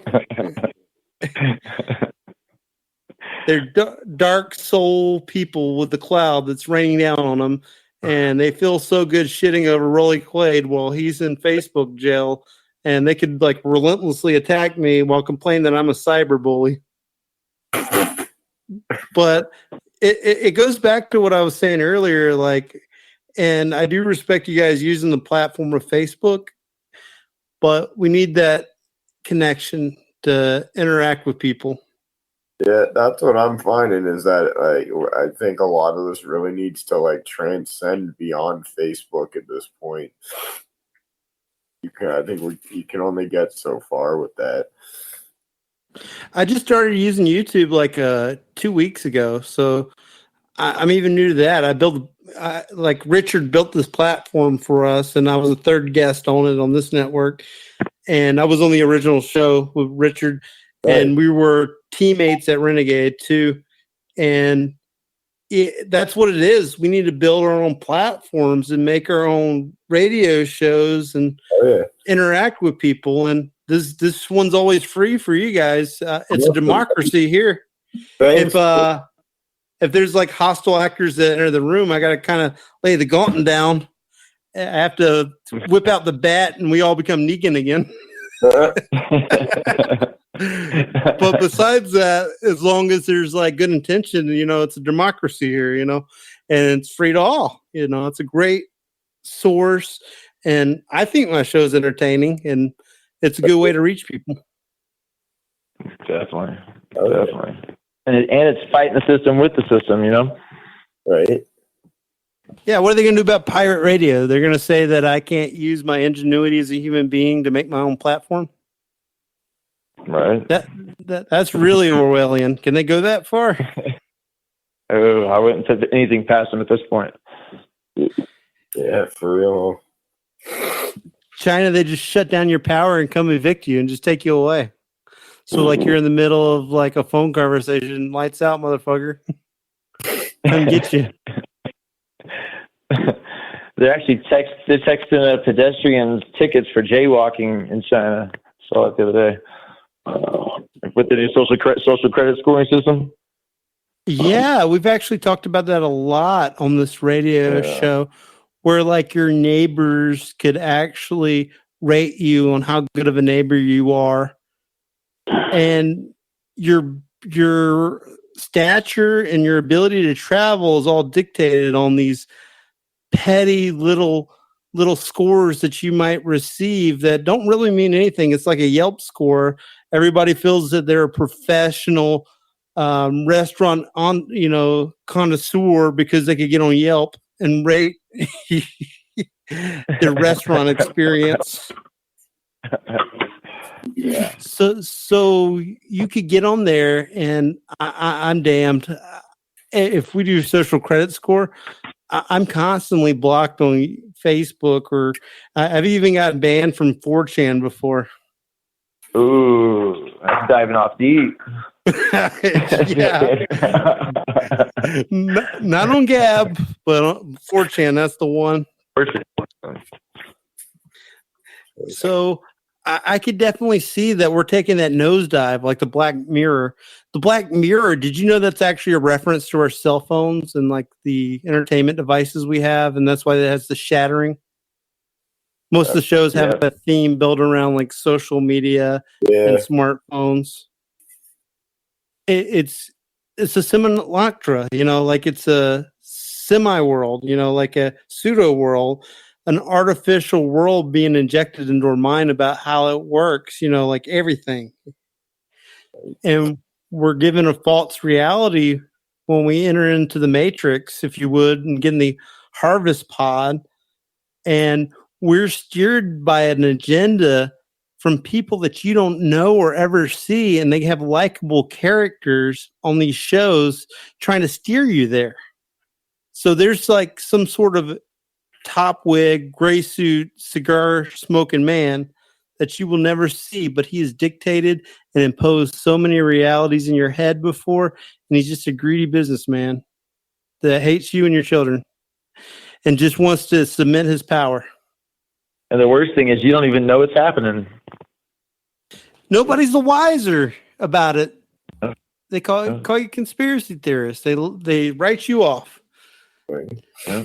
I had one of my friends, I was telling, they put like little gay little messages in Frozen with a gay snowman, like Olaf. They said, why would they put that in children's cartoons? I mean, they're children's cartoons, Rolly. Yeah.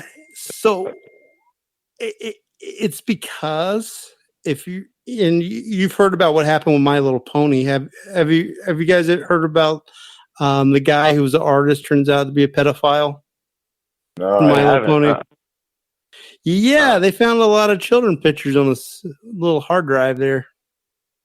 Wow. And some of them were ones that he didn't download. You're talking about the creator of My Little Pony? Yes. Top artist of My Little Pony. Yeah. Doesn't surprise you, man. Most of the people in Hollywood are pretty much hitting that list. So, like, we're beyond like nice little Mr. Rogers sweater guys that just really like kids and are shy and really want to benefit the education of a child to people that are put in a place and a power that are nefarious bad actors.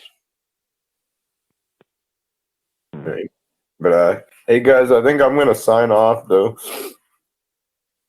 Adam, thank you for very much, Adam Rice, for joining the show. And we got to do this again, man. Yeah, we definitely should do this again. All right. Well, you take care now. Have a good night, guys. Have a good night, Adam. So, Raleigh, we were talking about earlier about, fighting back. So one of the things that we're working on right now is, have you heard of what the Ubuntu movement? Please tell me about it. So it's actually a guy named Michael Tellinger started it in South Africa about, I think, 8 or 9 years ago. It's a community sharing program where you get a group of people to get together that have housing in a little village, and one person grows wheat, another person raises bees, and they just come together and share resources. So it's been really successful actually in parts of South Africa. So we've actually got people interested in wanting to help out here and trying to get it off the ground and going here. So we have there's about 40 acres outside Pueblo, Colorado, which is about 4 hours outside Denver, and we're trying to get that up and going. But one of the ways that that people don't realize that they can fight back is with their money. The money is what controls everything. That's what they harvest us for. People think that when they're working at their job that they're getting paid money. They're not getting paid money. They're paying with their time. So once you start realizing that this whole system has been built to make us reliant upon it, you start breaking away from it. Chip away at its little pieces at a time, and start learning how to grow your own food. Start learning how to collect rainwater. Start learning how to grow a garden. It's the things that make you self-reliant that are going to be what frees you from the system. Absolutely, and they hate the concept of bartering, trading. Right. Like I trade you this from that, and also like with Iran right now, with sanctions, they got to depend on the barter system, and they hate that so much. They think they could crush you with dollar bills, trading corn for oil. Yeah, absolutely, and it's amazing that our food source is so it's the fuel that keeps us going. Like there's just no buts about it. Food is very, very important. And there is a homeless problem, and there are people hungry that are in your neighborhood.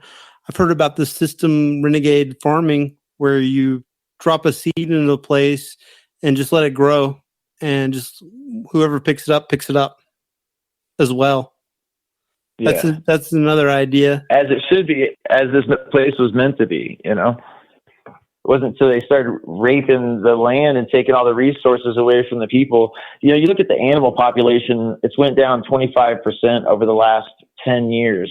That it's a dramatic decrease in the entire species line. It's not just deer, it's not just elk, it's among all animals.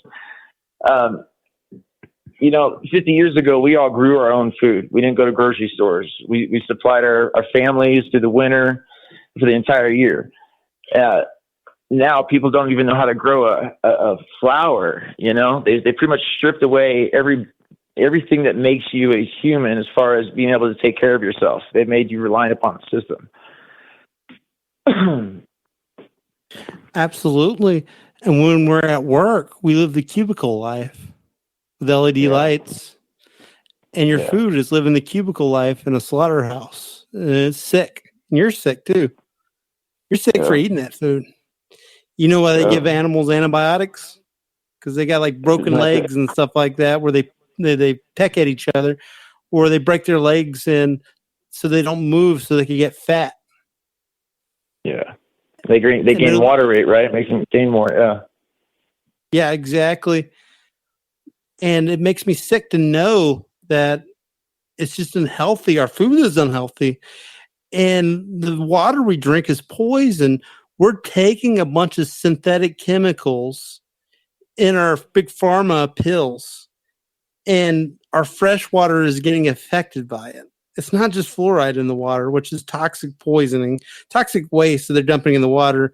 And polishing that turd to make you think that it's just enhancing the water. It's really good for your teeth. Really, it's recycled shit water. Yeah, there's actually traces of fertilizer in it too. Yeah. It's toxic waste. That's what it is. Yeah. Sewage too. Yeah. And nobody's the wiser. I talked to a dentist about a year ago about these revelations that I had about fluoride. I swear to God, the fluoride was talking with her response. She was saying, well, it enhances your teeth. Oh, no.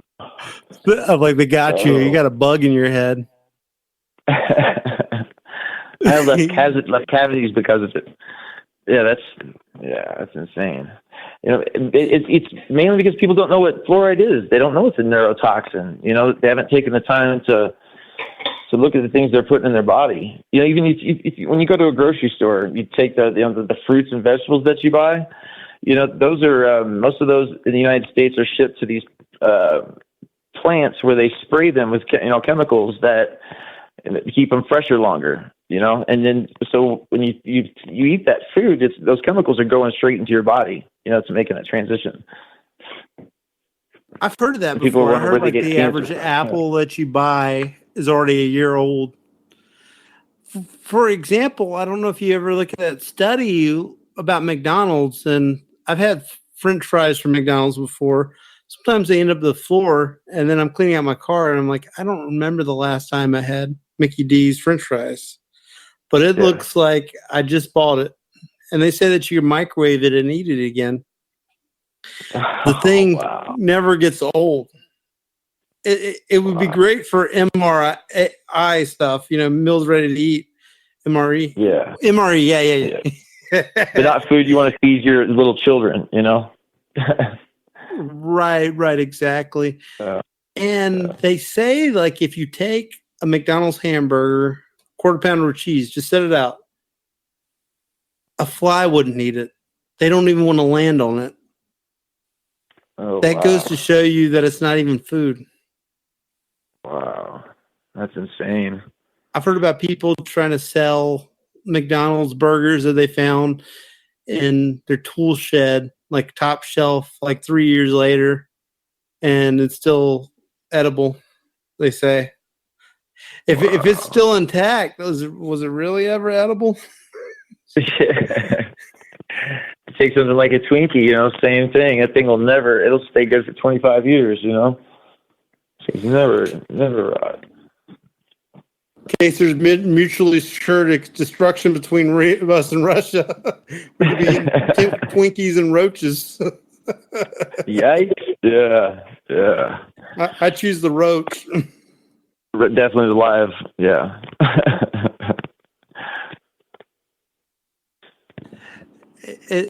What's incredible, though, is the mind-numbing, stupid sleep lab people that are just hitting the snooze button on intellect, just totally opting out of it. And they don't want to even be a part of the conscious collective. There's the unconscious collective. And Alex Jones, and I'm picking on him so much just because I hate his guts and he steals my shit. And I'm tired of him doing that. But he never differentiates between like the collective. He just talks about the collective as a whole, but it's like some sort of Iran, you know, the Jewish Soviet woman who taught the virtues of selfishism. There's no virtue in being selfish whatsoever, is there? Not at all. And that's why I think that she was a communist agent, even though she taught reverse opposite of communism, but it was a way to be like a sleeper cell idea implanted in the system, and it collapsed the whole system. Because if everybody's selfish, we get to this precipice we got right now where everybody's just stealing as much as they can. And remember, just like Hillary Clinton, when she left the White House with her husband Bill, she stole Abraham Lincoln's bed and the utensils in the White House. Yeah, it's insane. Yeah. They just steal what they can. It's not just what I just mentioned. It's everything. That they're thieves. Parasites, yeah. It's appalling, this idea that these elected officials, they serve their corporate masters and they don't service one iota. Bill Cooper and Behold a Pale Horse define a politician as somebody that promises you the world and delivers you absolutely nothing. Yeah. That's what we have right now. And you get to pick a flavor. You know, some people like Pepsi, some people like Coke. But I say democracy's a joke. And you know what? They're standing there with a medallion swinging from their hand, you know, to the public. You just got them hypnotized, and they're going, "Build the wall, build the wall." You know, I can't help but see the reference between, you know, Pink Floyd and you know, it's the older generation I'm seeing that are more seem to be more in support of Trump. And it's funny because, you know, when they were younger, they were getting slammed with Pink Floyd's, you know, The Wall. You know, it's just ironic, man. They say like the Wall got a lot of, you know, revenue because people who bought it forgot that they bought it initially and rebought it over and over again. And they try to blame it on like the LSD culture, but I think that there was something hypnotic. And I gotta admit, I'm a sucker for Pink Floyd. I've seen a couple of the cover bands before. Yeah, awesome. Put on a good show. Yeah. But you're right, and Roger Waters is a very dynamic activist right now, and it's kind of strange. Like, he's good on the Palestinian and Israeli issue, like boycotting it, but he's horrible on hunting foxhounds in England. Essentially, he left the country because he could no longer kill like wildlife in England. Oh wow. So, like, he's a mixed bag on a lot of issues, you know, itself. But you kind of wonder if he actually wrote a lot of his music for Pink Floyd, or if it was some sort of think tank or NGO, something that was highly planned. Because if you're a drug addict, you're highly dysfunctional. I don't care. Yeah. Maybe you're a great musician, but like, yeah, exactly. Just hit me with it. And you're vibrating at a lower frequency, so you're easier susceptible to, you know, things like subliminal programming, you know, advertising. Oh, Richard actually red-pilled me on this. Like we talked about Special K. Yeah. That when you take it, you're like on a very low frequency, like for brain activity. The people that take it, and I'm gonna send you some videos of it. Have you ever heard the name of Michael Alec? He was the guy that killed this guy named Angel. He was big in the rave scene back in the 90s. Yeah, do you know how they actually have a hierarchy and they have like a pyramid structure? It's actually very organized. These drag show performers. Oh yeah. Yeah. So like what happens is Michael Alec and his friend St. James, and you got to see him on you got to see them on the talk show circuits. You know, there's not much going on upstairs, and it's hard to listen to it. And I'm going to watch the movie.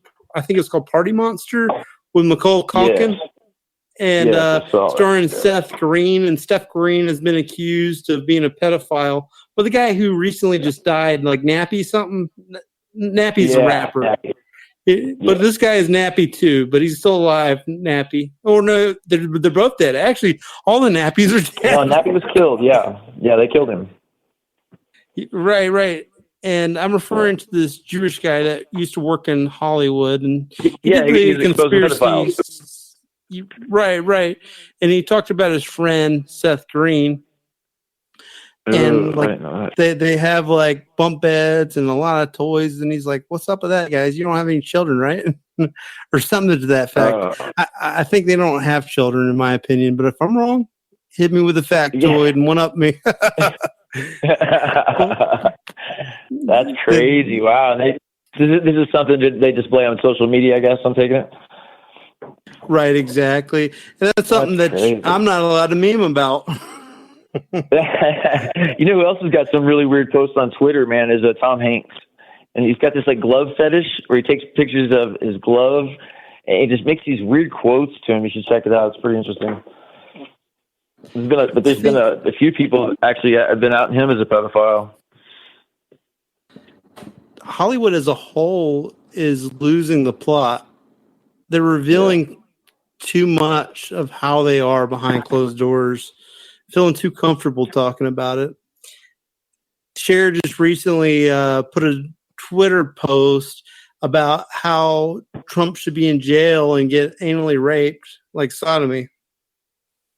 And Donald Trump himself, he violates the terms and services of Twitter all the time, calling people pigs or whatever, name calling. Yeah. He wrote something about Maria Rosa, something horrible. I think he called her a dog, but it's on the back of my mind. I don't really remember what he said. But the point is, he violates the terms of service all the time, but because he's part of this blue check mafia and all these Hollywood people, they're part of that clique and they get to say whatever they want to. And it just plays on this whole notion that they're not really for the common man because they want to shut down free speech, itself. They're all for it when Jack Dorsey does it to the little guy, but they're just unhinged themselves. They're just basket cases and they shitpost more than anybody else because they got time to do that because all they do is work in Hollywood on the set and giving my agent a hard time. And then I'm going to go back to my trailer. I don't want to be in a trailer anymore. You got to give me an apartment. Jesus, it must be tough. Yeah. Must be fed with the golden spoon. Yeah.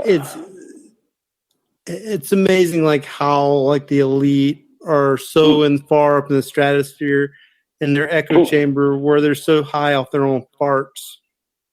What's really sad is seeing these young child actors and actresses and, seeing what they go through and they're younger in their acting career and seeing what they are today. I mean, it's just mind blowing. You can see trauma written all over their face. Look at the Olsen twins. Have you seen a picture of them lately? No, I haven't. I was deeply disturbed when people were so eager when they were 17 to turn 18 as if they would ever have a shot with these Olsen twins.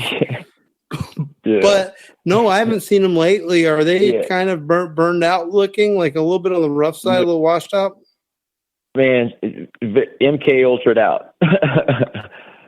Yeah, blank stares. They look horrible. Yeah. Not a lot of brain activity going up there. Lights are on, but nobody's home. Not at all.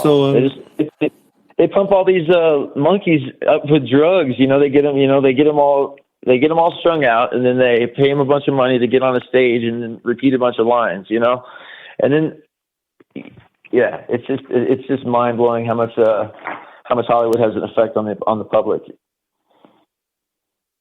Definitely, people get a lot of their more information, and they do televise the agenda in movies itself. They get likable characters, and they show you the New World Order agenda itself. And nobody would be the wiser that they're getting indoctrinated into. And predictive programming, they got their trajectory of wanting to task a lot of psyopses, and they already embedded into you. And when people are broke, they tend to go to movies more often for escapism. And they'll be sure to show you movies to make you want to go to war more eagerly and slap your kid's butt and send them off to Iraq and Afghanistan even more. They do that with the comic book movies a lot too, making you want your son to join the military. The kids nowadays, that are going to Iraq and Afghanistan, they were born after 9/11. And there was never a defined mission. But they have Hollywood moguls that are so supportive of Israel and the mission going on. And there was Sean Penn making a fuss about it. but it was just crazy Sean Penn. It wasn't really all of Hollywood, was it? No, not at all. Yeah. These Funny, but people then have all Hollywood, rallies together when they change a few abortion laws. They lose their shit. you see could get the women were striking. They were striking to have sex. Yeah, exactly. Like, for example, you were mentioning Disney's not going to shoot films in Georgia because they have a law where you can't get abortion after 6 weeks. I think that's fair, to be honest. Yeah. That's enough time for the mother to think about, well, this guy raped me, I'll have an abortion. Yeah, yeah. Well, I'm just more so just the way that they'll rally around behind some things, but then other things they just turn a blind eye. It's kind of like when you try sharing truth with somebody and you get that Mr. Smith effect, where they know the information you're showing them is correct, but for some reason they just can't accept the information, and they kind of turn towards either I don't care or start defending the system. It's just it's another part of the program that's just, to be honest with you, you look at this machine, man, it's the way they've done this is brilliant. The way they've manipulated the minds of the entire population. In Russia, they don't have the scientific control they have in America, the illusion machine, like the TV. The Soviets could just put a bullet in the back of your head. They couldn't really indoctrinate you the way that Russians are tricky. They play along like they actually believe in the agenda, but they know it's bullshit. But in America, it's a whole different part. If you say anything about the system, it's to say you don't like my mother's apple pie, like you're rejecting my mother, or you're calling my parents stupid, and they were stupid. To be honest, they were. Yeah. They came from straight from the industrial age, to being basically like a lot of people before, like the 1950s. They essentially worked off the land. I mean, how much cogentness can you have as a farmer? But I understand that you're connected in a different way, too. And I get that argument as well, but. And to be honest with you, in some ways, we are very lucky to have the communication skill technologies that we have now. You think about back then, they had one form of indoctrination. That was the TV. If they had one, and it was giving them one channel. And that's and then besides what the schools taught them, unless you went to college, you didn't learn anything else unless it was self-taught. It was a joke to go to college back then too. My mother relayed the fact that when she was 5 years old, and like the daughter, the oldest daughter that lives with me, she told them that she wanted to go to college, and they all laughed at her. Like she had her friends over. Yeah. You think you're gonna go to college? You're gonna be down here chewing tobacco with us, like not going anywhere. But well, Kenny, it has been a great show. We only got 2 minutes left of the show, but I want you to hit me with a closing statement before you wrap up. Okay. Thanks for having me on, man. I really appreciate it. One thing everybody needs to realize is that it matters. Your voice matters. You're waking up right now and you want to feel like you want to do something and to get involved and something to help out. Reach out to the people in the community, get involved with, feeding the homeless programs or just other people that are like-minded that are want to make a change in the world. Sitting by and doing nothing has got us to this point. So if you're tired of feeling beaten down by the system and oppressed by the systems, stand up, use your voice and fight back. When I first saw your video, and I watched part of it live on May 12th, I was thinking it hit me in 15 seconds. I want this guy as a field reporter.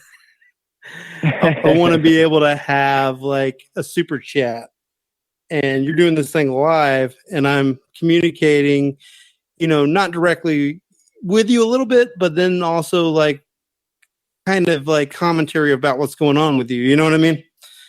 Definitely. Wow. Definitely. So I've got another protest coming up soon, so this is definitely something we should do. exactly.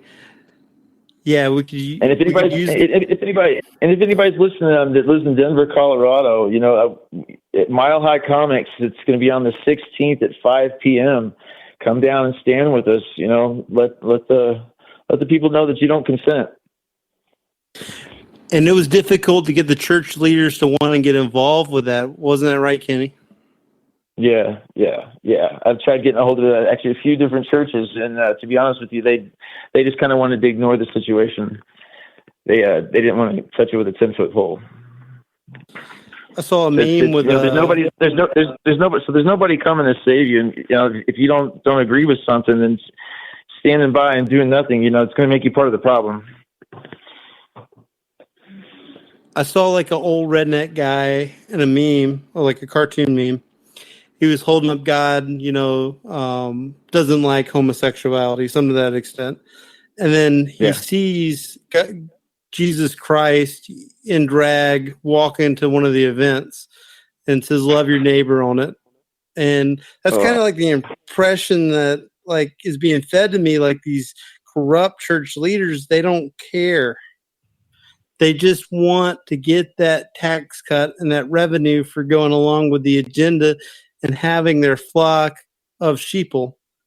And it's up to you, the viewer, to actually do something, to not be a fence sitter, ass sitter, but actually get up and be part of the ball game itself and not a cheerleader or a bench warmer. Yep. 100%. Well, Kenny, it was a great show, and this was your first podcast. I hope you feel good about it. It was a really great show, and I got a feeling we're going to be working together a lot more, and I definitely encourage you to do more podcasts. And a lot of these people that we had on tonight, we should robocall like a motherfucker other talk shows and put the message of calls. We could even get Green on that, Brandon Green. I was trying to convince him of that. Yeah, so there's a couple tactics I don't want to, relay right now, but until like we solidify something. Besides that, man. Kenny, it was a great show, and I've had a blast, man. Thank you for having me on. All right, well, you have a good night, and thank you so very much, RM listeners. This is Blackballed with Rolly Quaid, and I will be back here, same place, same time, next week, and you were just blackballed. How to invent a religion.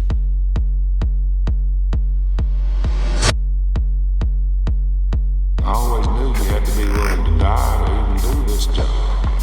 Can't stop what's coming. Executive orders. The creation and the maintenance of a secret government within our government. There's something wrong. What? With anything? Feel like you want to rip your face off. There's something wrong with anything. I was so spun. What's the most you ever lost an acquaintance? The law of the jungle.